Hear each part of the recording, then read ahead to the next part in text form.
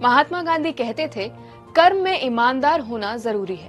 बतौर प्रधानमंत्री लाल बहादुर शास्त्री को मिली सरकारी कार का इस्तेमाल जब उनके बेटे सुनील शास्त्री ने निजी काम के लिए किया तो उन्होंने किलोमीटर के हिसाब से इसका पैसा सरकारी खाते में जमा करवाया। आज इन दोनों महान पुरुषों की जयंती के मौके पर जानेंगे ऐसे कई किस्से जब राष्ट्रपिता महात्मा गांधी के विचारों को ईमानदारी और सादगी की मिसाल पूर्व प्रधानमंत्री शास्त्री जी ने जीवन में आत्मसात करके दिखाया।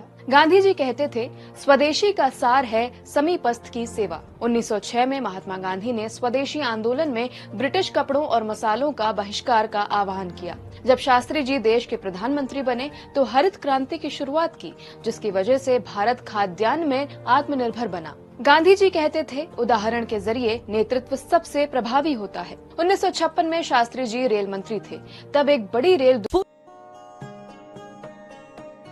राष्ट्रपिता महात्मा गांधी ने कहा है, भोजन एक कर्तव्य है। हमारा ये कर्तव्य शरीर के प्रति है, न कि जीवा के प्रति। ये जीवन के प्रति हमारा महत्वपूर्ण दायित्व है कि हम सेहतमंद भोजन करें ताकि स्वस्थ रह सकें।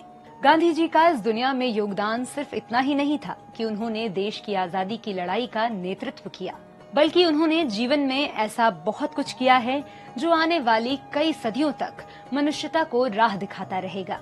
गांधी जी और सेहत से जुड़े उनके विचार भी उन्हीं में से एक हैं। आज सेहतनामा में बात महात्मा गांधी के स्वास्थ्य दर्शन की, जिसे आप अपनी जिंदगी में उतार कर एक हेल्दी लाइफस्टाइल जी सकते हैं।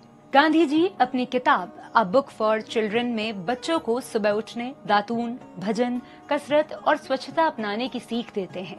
वो सुबह जल्दी उठने और रात में जल्दी सोने को अनिवार्य मानते हैं। गांधी जी सलाह देते हैं कि सेहत के लिए सादा खाना ज्यादा बेहतर है।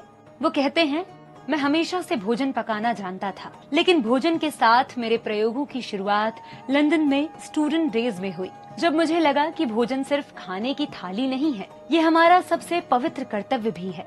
यानी हम जो खा रहे हैं उसका स्वादिष्ट होने से ज्यादा जरूरी है पौष्टिक होना। खान पान के अलावा महात्मा गांधी उपवास रखने की सलाह भी देते हैं।